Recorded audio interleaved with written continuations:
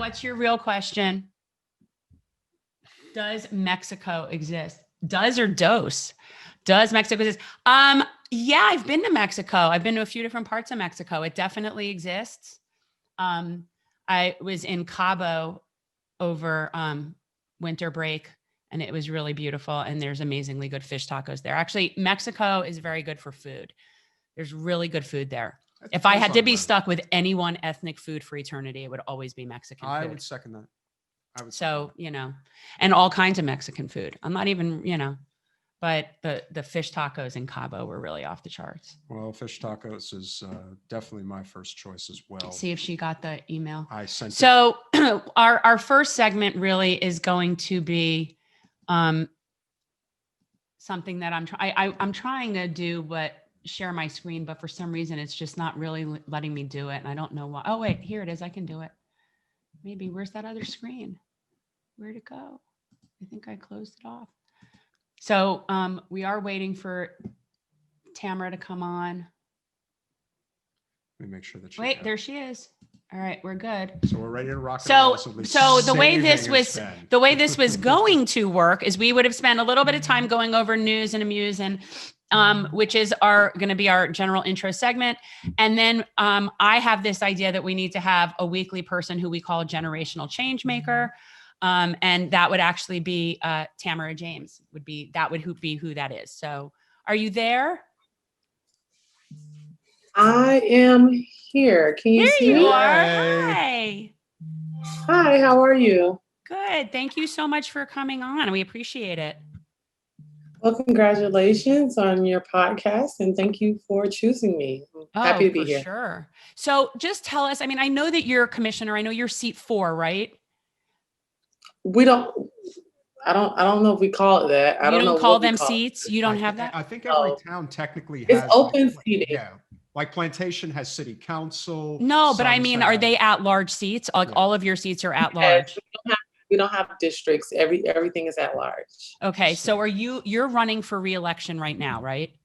Yes, ma'am. Okay. So will you just tell everyone, like, you know, who you are, how long you've been there, and, you know, and who's challenging you? Who would have the nerve to do that?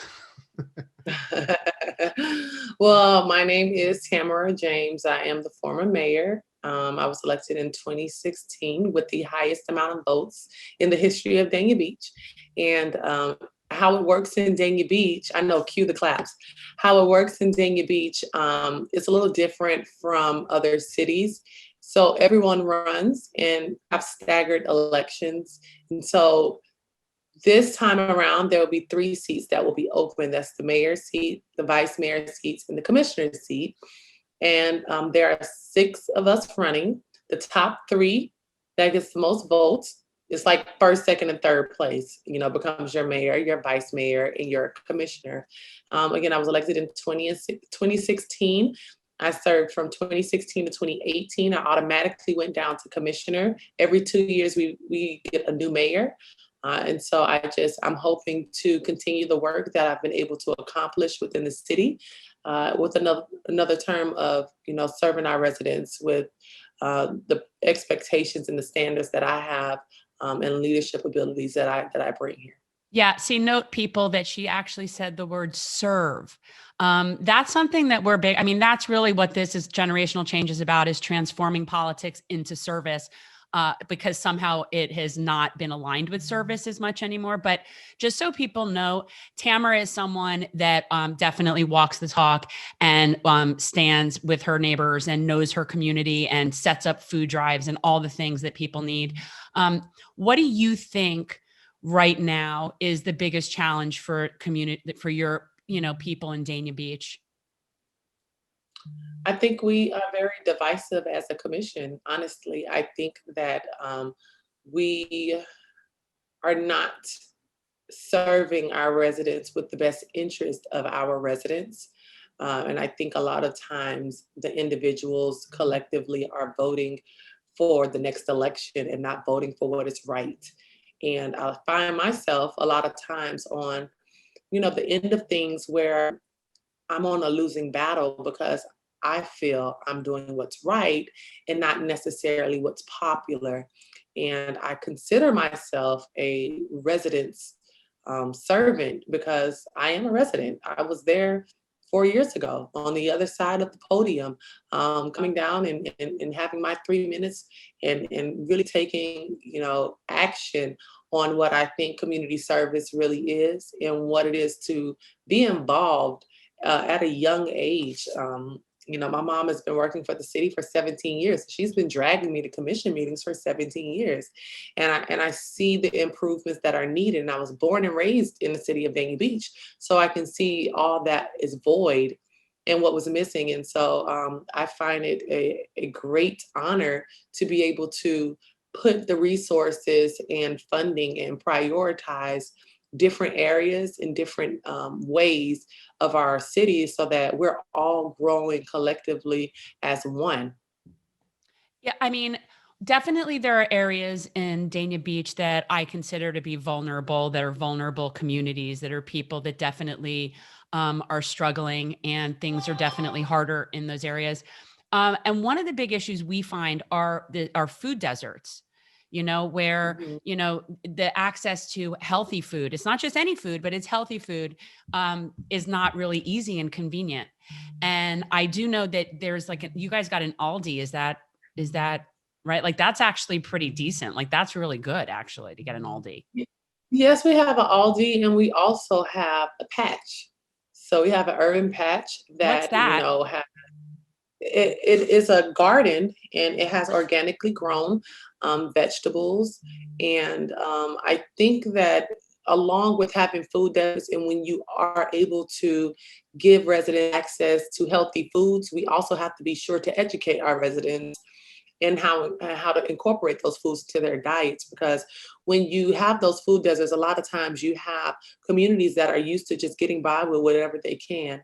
And they're not accustomed to, eating the healthiest things and the best ingredients. And so I think that a lot of education has to come with, providing those healthy foods and those resources. And I do think that it is a change that needs and has to be made. My sister is a nurse practitioner and she has done home health in our city previously. And one thing she can say is that certain areas of our city, they are plagued with high blood pressure, cholesterol, glucose, and it's a lack of education. She's seen seniors that's eating cat food because they don't have access to the foods. And so I do think that it is our responsibility as a city to have programs and resources that are able to reach back. And so we are, promoting a great quality of life for our seniors, not necessarily just somewhere for them to live, but somewhere for them to live effectively. Definitely. Tamara, one of the things that's obviously a significant issue, and we constantly talk about the fact that all politics is local, and there is a very big mistake that's made with this tendency to just focus on the presidential election and Mhm. the importance of the local races, especially when it comes to an issue like the environment, where the city commission can actually make a legitimate impact when it comes to things like solar panels, et cetera, new construction. And I was curious, are there any particular initiatives that you're focused on when it comes to improving the environmental reducing the effects of the environmental impact that we're having, especially in South Florida, where it's obviously we're ground zero for the major issues that are occurring and are just going to seemingly get worse as we go forward unless we take dramatic action. And certainly a community like Dania Beach that is, not only low to the ground, but obviously borders the ocean. I would think that this is a very big issue for you, as I would hope it would be for the rest of the commission. So, but obviously I'd love to learn more about what you have planned and hopefully what the commission may be willing to take initiative on. Sure. As an elected official over the past 4 years, I've had the honor of working alongside our federal government, along with the Army Corps of Engineers to try to combat sea level rise and the effects that the ocean and just Mother Nature just being Mother Nature, because it doesn't matter how much sand you put on the beach, how much you extend, the more you extend your beaches back and take away that land, you're never going to get it back. It's going to be swallowed up by the ocean. And like I said, Mother Nature is going to do what Mother Nature is going to do with or without our permission. I think that we do have to think about developments, and are we developing in a way to where those developments are going to be safe in the next 40 to 50 years? And so are we putting stipulations in place that can hold the type of drainage that can combat, the erosion and the the sea level rise, I'm sorry. And so I think those are things within our code that we are addressing. We also are trying to be more green. I know while I was mayor, we banned straws just on the waterfront restaurants initially just to phase it in. But now we don't have, we have a plastic straw ban in the entire city. And we took it a step further, and now we have banned styrofoam and plastic.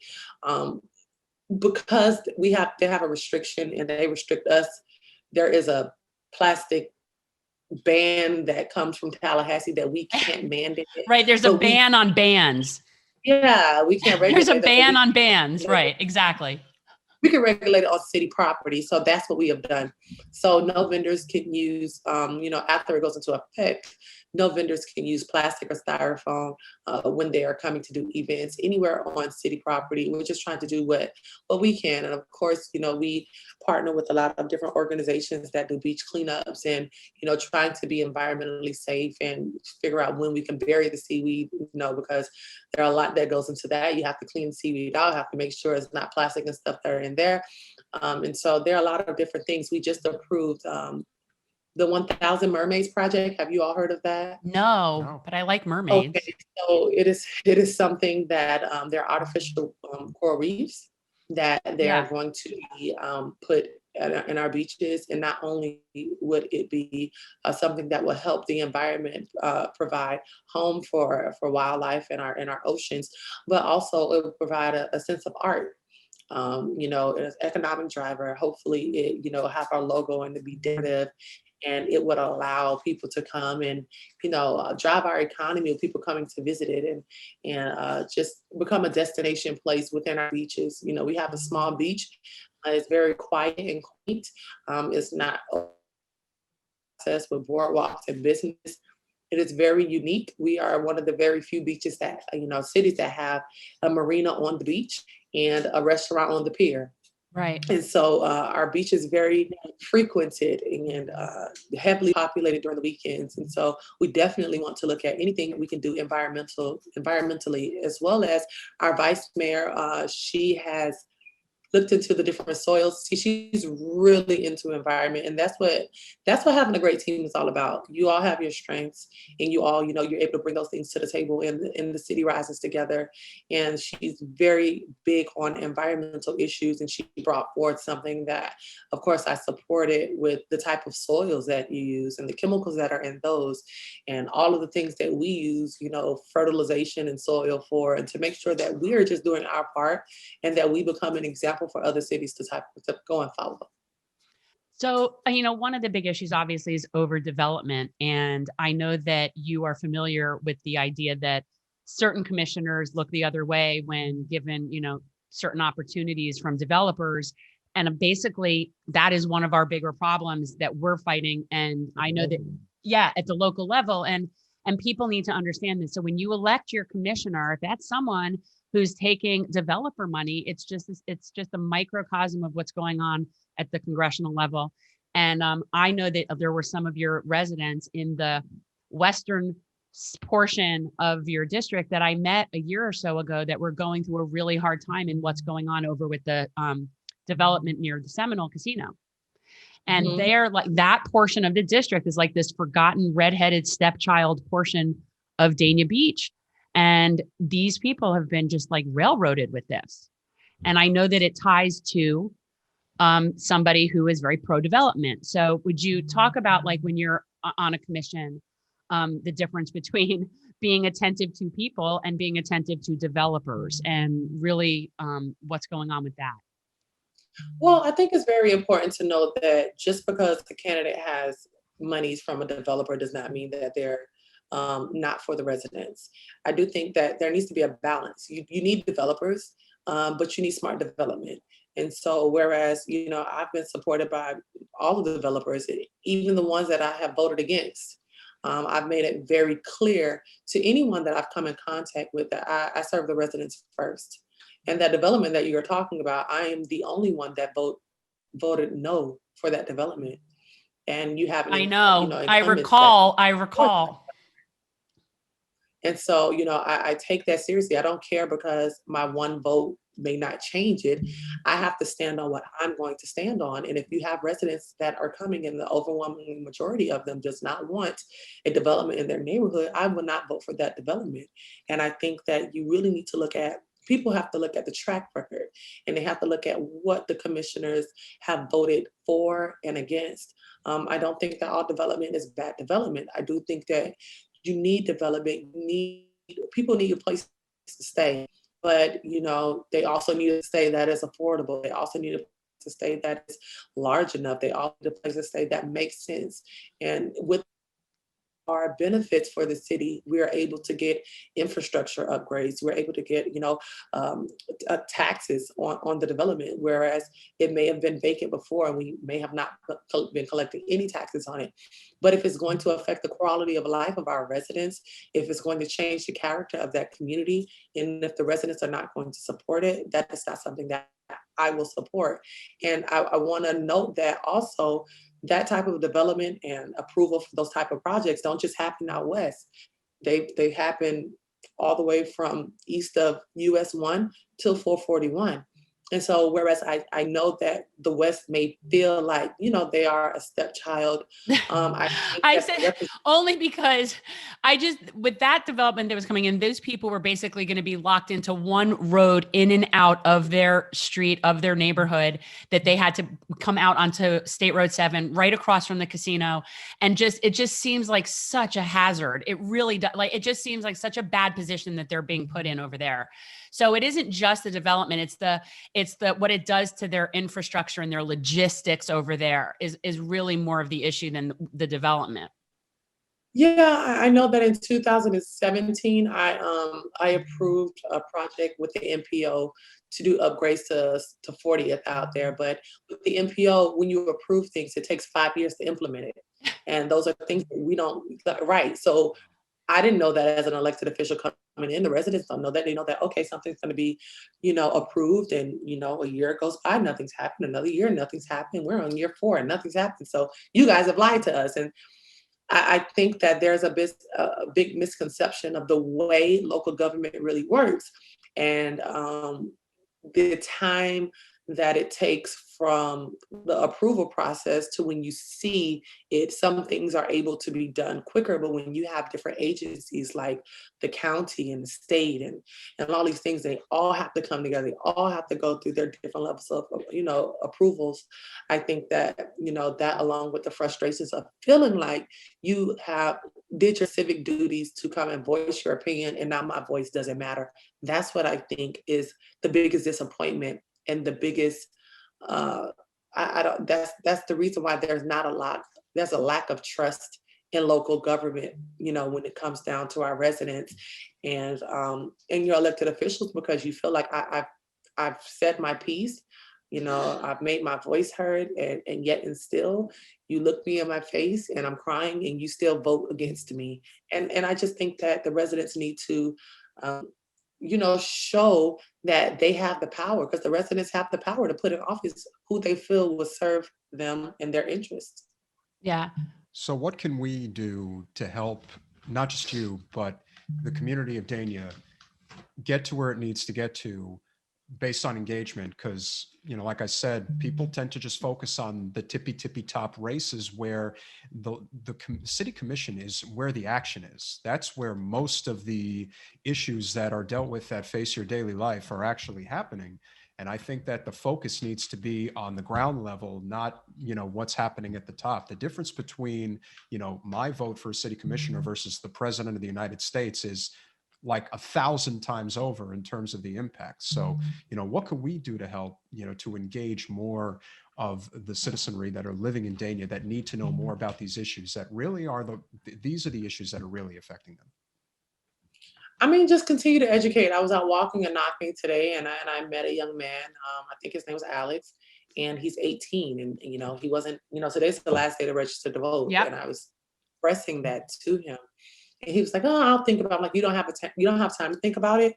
I need you to go on your phone right now and register to vote. And I sat there with him and made him register to vote because, we lose a lot when, we have people that die every day, but then we have people who turn 18 every day. And those Exactly. people are not engaged into your local politics.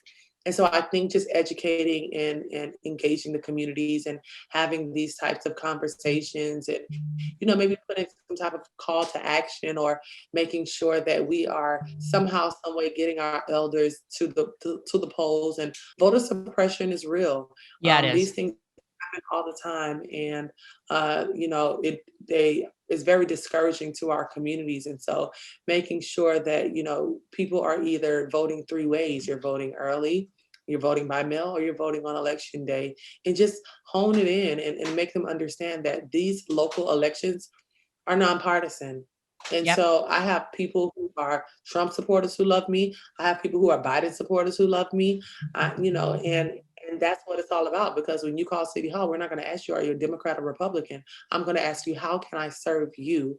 And I think being able to survive and get the support of bipartisan individuals, it speaks volumes because it allows them to know that every Democrat isn't bad, every Republican isn't bad. We've become so bent on just red or blue. Yeah. We have lost our humanity and the reason why we are serving. And I think that we need to meet people where they are, and we need to educate people, and we really need to have them to understand that if nothing changes, nothing changes. Yeah. So, I had messaged you a while back and asked if you wanted some help with phone banking. And we had somebody reach out to us, a group that was helpful to us, and they wanted to help, and we wanted to forward them to you. So that's why I had reached out to you about phone bankers. So do you need help with phone banking?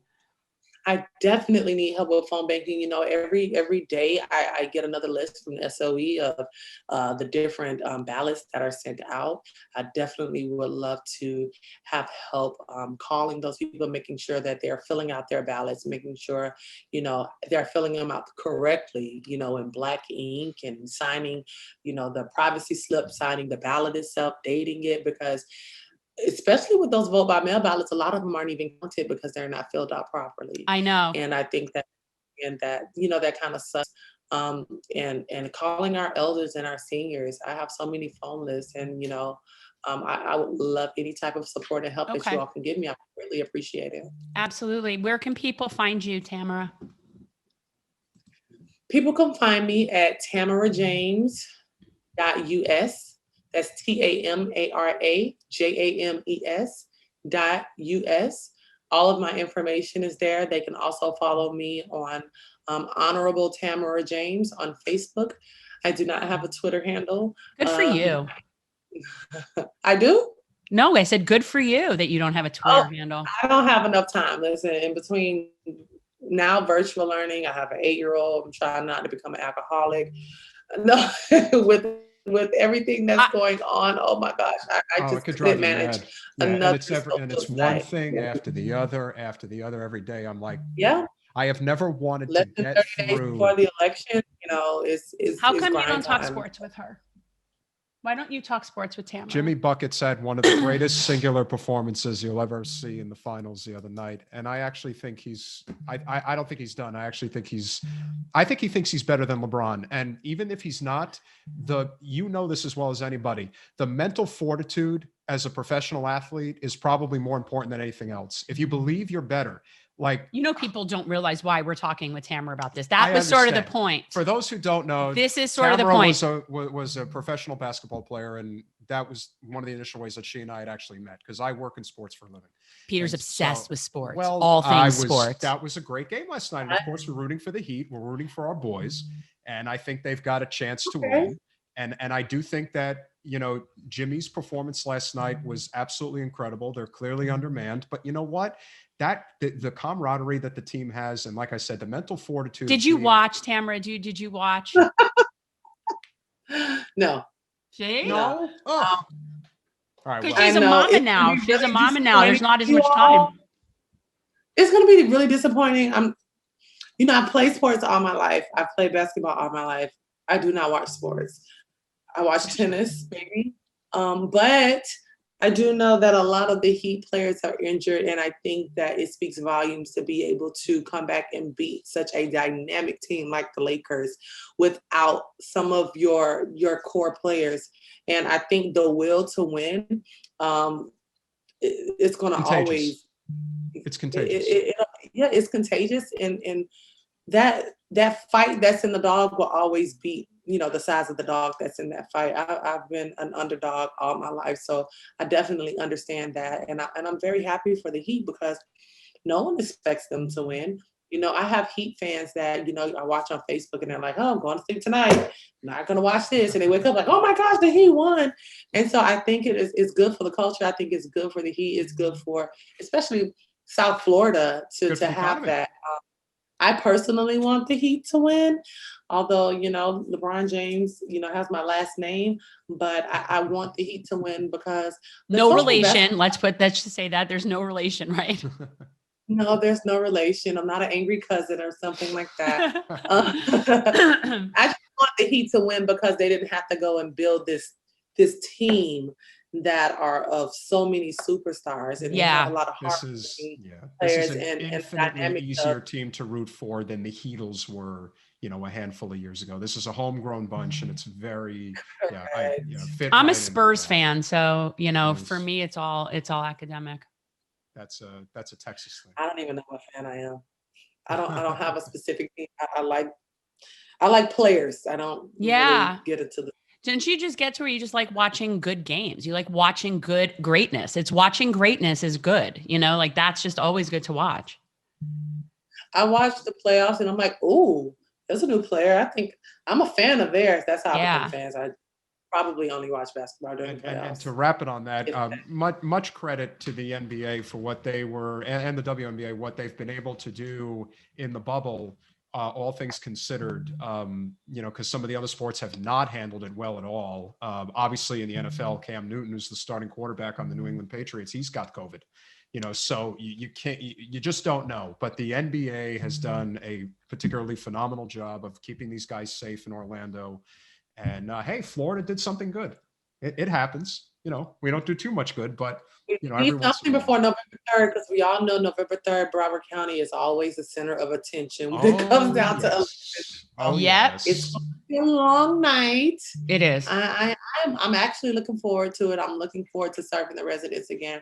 Yeah, you're so popular. Like this should really not. I mean, you're not that you would say worried or concerned about, losing your position, but that would be very hard to imagine. I still think that you always campaign like you're 10 points. Oh, no, I understand that. But this is a very popular person. It's not like a typical commissioner where people don't know who their commissioner is.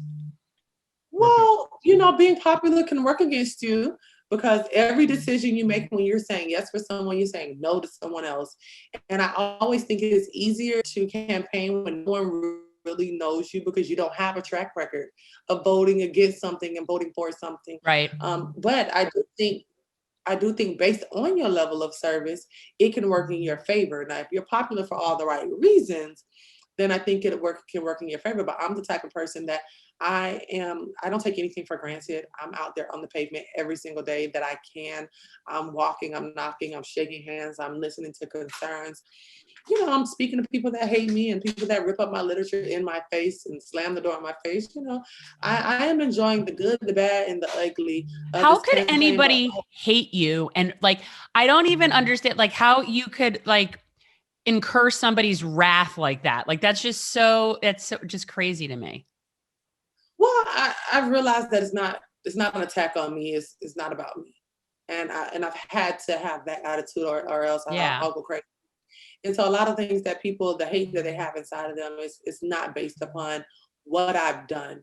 And I know what I've done. I know my record. I know my level of service, and I'm confident and I'm comfortable in that. And I was just saying how walking and knocking, to me, it fills me. It fills me with hope when I can knock on the resident's door and they can say, I already voted and I voted for you. Someone who I've never met, people who I engage with over social media. I've become very, very engaging on social media and getting to really know our residents, because it's very difficult to be able to reach everyone, by just walking and knocking, but I still do the work.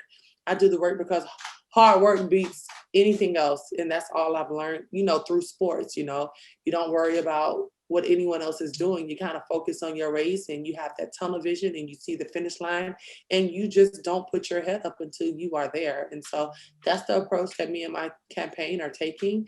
And we're not really worried about the negative things that come with it. It comes with the territory. And if Yeah. you can't take that, you're definitely not prepared for politics. Yeah. If you want to be For in public sure. life, you better be ready for that. Tamara, thank you so much for coming on. Obviously, we think very highly of you. You know that. Yeah. And, Everybody in Dania you know. Beach, vote for Tamara James for city commission. this is one of those, there is nothing to think about. Honesty, integrity, just Yeah. an overall great person who really gives a damn about, frankly, in our congressional district, the most vulnerable It community. is. And that's something And- that's, and so we yeah. picked up on that through our campaigning. I mean, Dania definitely has some vulnerable communities and it needs more attention, not less attention. So we need people like Tamara that understand that and are doing that. So definitely go to her website and definitely go to Honorable Tamara James on Facebook.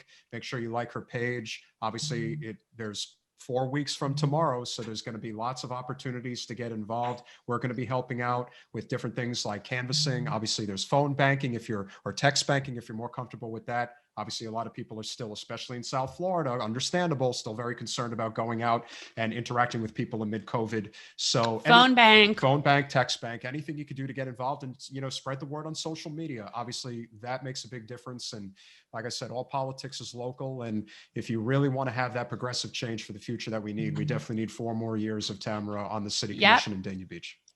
Yes, yes, yes. And because you can vote for more than one, I also need everyone to vote for Tamara James and Bobby H. Grace. Bobby H. Grace is the first African-American female mayor ever elected in the city of Dania Beach. She's like my second mom. She's a mentor of mine. And so I can't get things done if you don't have like-minded people. So vote Absolutely. James. Absolutely. Definitely pass Bobby's information along. We would be more than happy to have her come on as well. Sure.